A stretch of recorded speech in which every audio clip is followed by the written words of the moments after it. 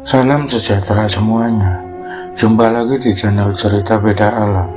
Sebelum kita simak ceritanya, jangan lupa untuk menekan tombol like dan tombol subscribe untuk yang belum subscribe.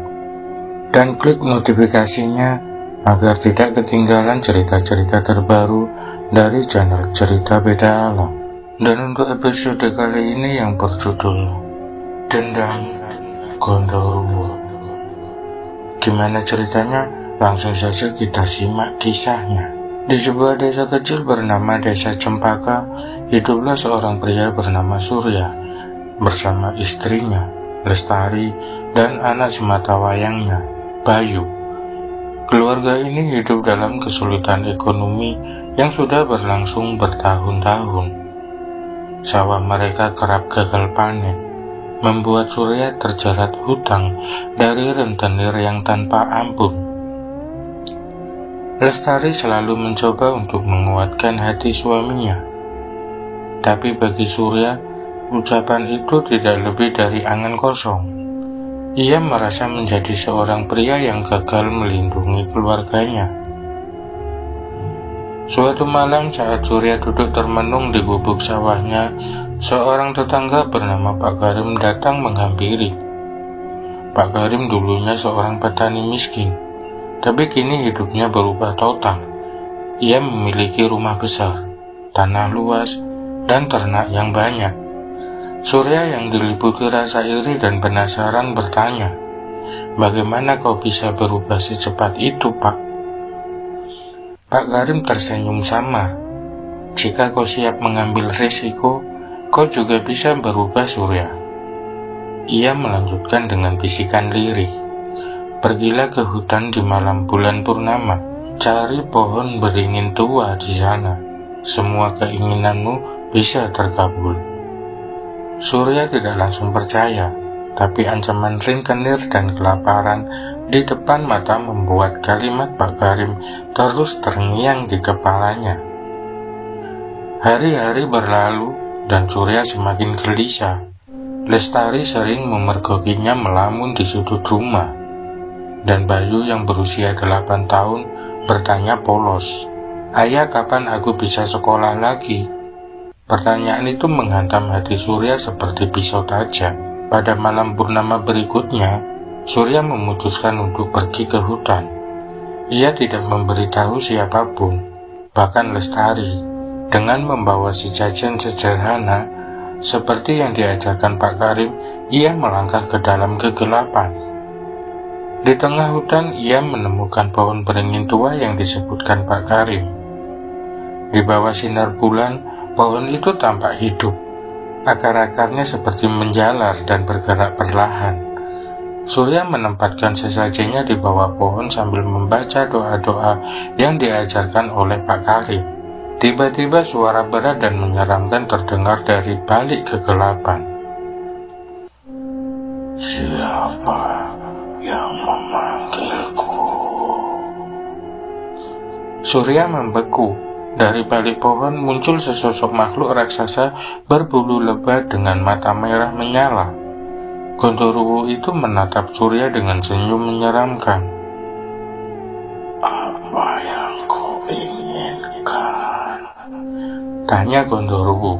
Surya yang ketakutan mencoba menjelaskan bahwa ia ingin menjadi kaya untuk menyelamatkan keluarganya dari kemiskinan. Gondoruo tertawa. "Aku bisa memberimu apa yang kau inginkan, tapi aku butuh pengorbanan." "Pengorbanan apa?" tanya Surya dengan suara bergetar. "Yang paling berharga bagimu," jawab Gondoruo. Surya kembali ke rumah dengan pikiran bercampur aduk. Sepanjang malam ia tidak bisa tidur, memikirkan makna dari pengorbanan itu. Ia tahu bahwa Lestari dan Bayu adalah hal yang paling berharga dalam hidupnya. Tapi bagaimana mungkin ia menyerahkan salah satu dari mereka? Hari demi hari berlalu. dan Surya semakin tertekan. Lestari mulai curiga karena sikap Surya berubah. Ia sering melamun, mudah marah, dan menghindari Bayu. Lestari mencoba bertanya, tetapi Surya hanya menjawab dengan singkat, "Tidak ada apa-apa."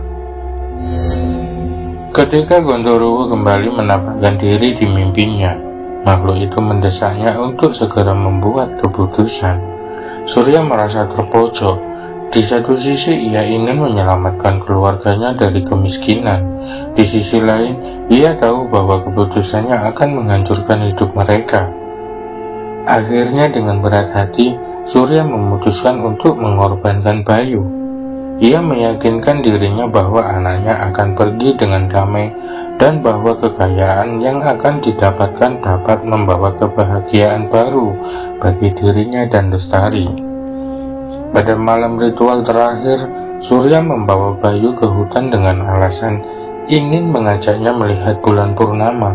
Lestari yang merasa aneh dengan ajakan itu menolak untuk ikut, tetapi tidak terlalu memikirkan hal buruk. Di bawah pohon beringin, Gondoruo sudah menunggu. Bayu yang polos hanya tersenyum, tidak menyadari bahaya yang mengintai. Surya gemetar saat Gondoruo berkata, "Ini saatnya serahkan pengorbananmu." Ketika Surya hendak menyerahkan anaknya, suara tawa Bayu yang riang menghentikannya. Ia teringat saat pertama kali menggendong Bayu. Saat anak itu memanggilnya ayah untuk pertama kalinya, hatinya pecah. Ia menyadari bahwa ia tidak bisa mengorbankan darah dagingnya sendiri. Surya berteriak, "Tidak, aku tidak akan melakukannya." Gondoruo marah besar. Pohon beringin itu berguncang, angin kencang menghantam mereka, dan Surya dilempar ke tanah. Gondoruo berkata, "Kau melanggar janjimu." Surya membawa Bayu pulang dengan selamat, tetapi ia tahu bahwa sesuatu telah berubah.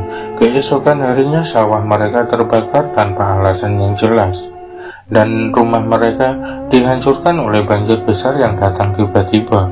Kekayaan yang dijanjikan Gondoruo tidak pernah datang, hanya bencana yang mengikuti mereka. Lestari akhirnya mengetahui apa yang terjadi setelah mendesak Surya untuk berkata jujur. Merasa dikhianati, ia membawa Bayu pergi meninggalkan Surya yang kini hidup seorang diri. Surya terus dihantui oleh Gondoruo yang muncul di setiap malam. Suara-suara mengerikan terdengar di rumahnya, dan bayangan Gondoruo sering terlihat di sudut matanya. Pada akhirnya Surya ditemukan tewas di bawah pohon beringin tua dengan ekspresi ketakutan yang membeku di wajahnya. Ambisi dan keserakahan yang tidak terkendali dapat menghancurkan segalanya. Terkadang keinginan untuk memperbaiki hidup bisa membawa kita ke dalam kehancuran yang lebih besar.